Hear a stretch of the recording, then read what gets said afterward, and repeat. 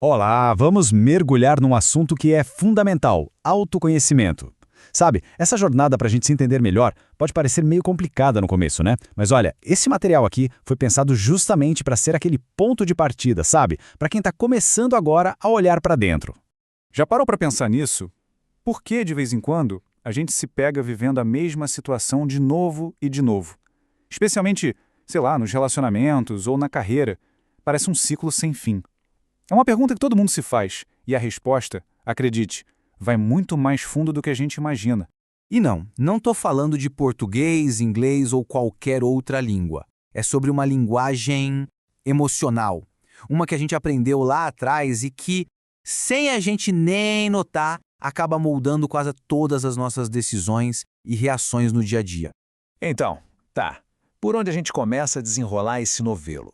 Bom, o primeiríssimo passo é prestar atenção em algo que está sempre com a gente, aquela vozinha dentro da nossa cabeça.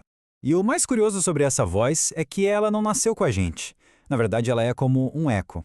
Pensa bem, as críticas, os elogios, os medos, tudo que a gente ouviu quando era criança foi sendo absorvido, sabe? E com o tempo, isso virou nosso monólogo interno.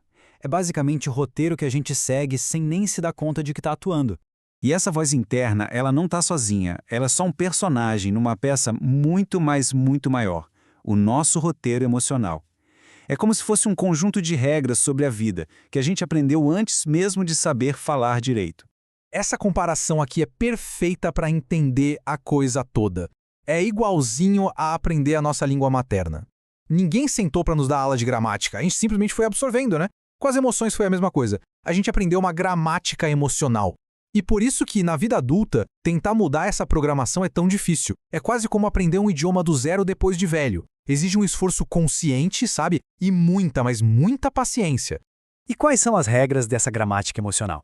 São as respostas que a gente gravou na cabeça para perguntas essenciais como essas aí. O que acontece se eu me mostrar vulnerável? Ou o que acontece se eu disser não? As respostas que a gente teve na infância, sejam elas faladas ou só sentidas, acabaram definindo a nossa visão de mundo e até a nossa capacidade de simplesmente aceitar um momento de felicidade. E aí que o nó aperta. Como é que esse roteiro que foi escrito há tanto tempo ainda comanda a nossa vida hoje? É exatamente aqui que aqueles padrões que se repetem entram em cena. Vamos pegar um exemplo bem claro. Imagina alguém que cresceu num ambiente com pouco carinho. Essa pessoa aprende uma regra: não espere muito dos outros. Ou então, felicidade é uma coisa estranha, que não dura. Aí, já na vida adulta, quando aparece um relacionamento legal ou uma oportunidade incrível, o que acontece? O roteiro antigo liga um alerta. E sem nem perceber, a pessoa pode acabar criando um problema só para fazer a realidade voltar a ser parecida com aquele sentimento familiar de decepção. Essa frase é de uma força, ela explica perfeitamente o que é autossabotagem. Se o nosso normal emocional é a tristeza, a frustração, a felicidade pode ser muito desconfortável. É estranho, né? Então, a gente inconscientemente cria um cenário que nos joga de volta para nossa zona de conforto emocional, mesmo que essa zona seja um lugar de dor. E aqui tem um ponto fundamental. A gente precisa olhar para esses comportamentos não como defeitos, mas como estratégias de sobrevivência que um dia foram úteis. A mania de querer agradar todo mundo, por exemplo, pode ter sido um jeito de evitar briga com pai ou mãe mais instável. Racionalizar tudo talvez tenha sido a única forma de lidar com sentimentos que pareciam grandes demais. Eram armaduras. O problema é que a batalha acabou, mas a gente continua andando com a armadura pesada por aí. Ok. Já deu para entender de onde vem o problema. A grande pergunta agora é: como é que a gente começa a mudar isso? A boa notícia é que existem ferramentas bem práticas para dar os primeiros passos nessa jornada.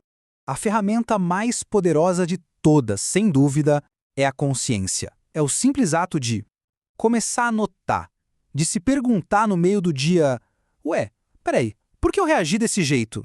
Que parte do meu roteiro tá falando mais alto agora? Só observar, sabe? Sem se julgar. Isso por si só já é um passo gigantesco.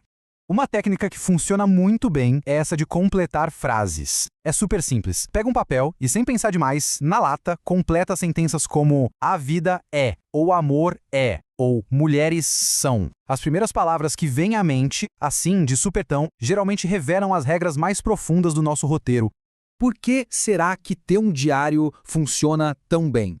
Porque escrever ajuda a gente a pegar um sentimento que está todo caótico, bagunçado dentro da gente e transformar em algo concreto. Quando a gente dá um nome para uma emoção, tipo ansiedade ou ressentimento, a gente consegue contê-la. É como tirar ela da cabeça e colocar no papel, e aí ela para de ocupar todo o espaço lá dentro. E claro, tem a terapia. Pensa assim, é como se a gente vivesse a vida inteira numa casa e nunca tivesse notado que existe uma porta escondida atrás de um armário.